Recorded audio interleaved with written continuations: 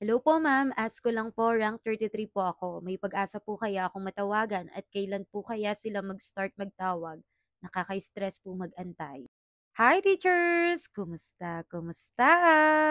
Alam nyo, nararamdaman ko yan. Dati, experience ko rin yan, yung bang may kasamang stress talaga ang paghihintay sa totoo lang. May kasamang kaba.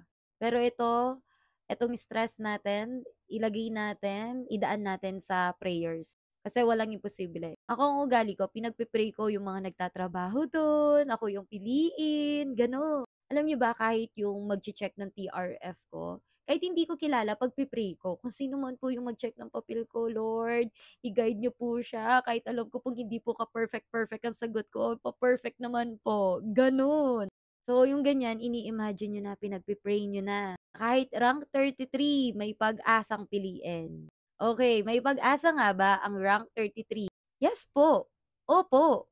Huwag mawawalan ng pag-asa. Actually, localization po tayo ngayon. Kasi kahit sabihin mong rank 5 yan, rank 6 yan, kung hindi yan taga doon at ikaw ang taga doon at may item doon, ikaw ang kukunin. Basta localization. Kahit malayo pa yung rank mo, basta pasok ka sa RQA, at doon sa lugar mong yun, ikaw lang yung nag-apply at may item doon, ikaw ang tatawagin.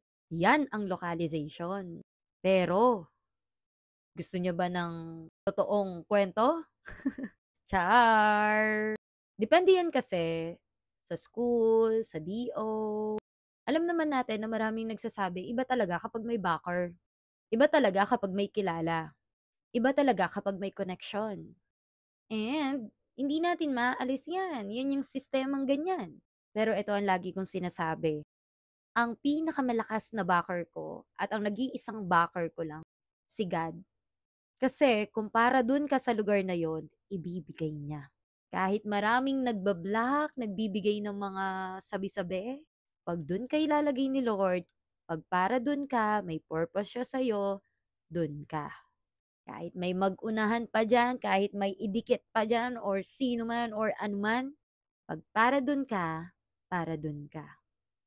May pag-asa po yan, basta may item. Basta maraming kailangan din, of course. Kasi hindi rin natin talaga may iwasan kung mas mataas ang rank nila sa'yo at pare-pares kayong nandun, mauuna at mauuna. Pero yon depende pa rin. Kasi iba pa rin kapag may kilala. Pero pinaka the best, prayer. Yun lang talaga masasabi ko kasi, thank you Lord, praise God, all glory to God. Pag para sa'yo, para sa'yo. At yun lamang po. Thank you po.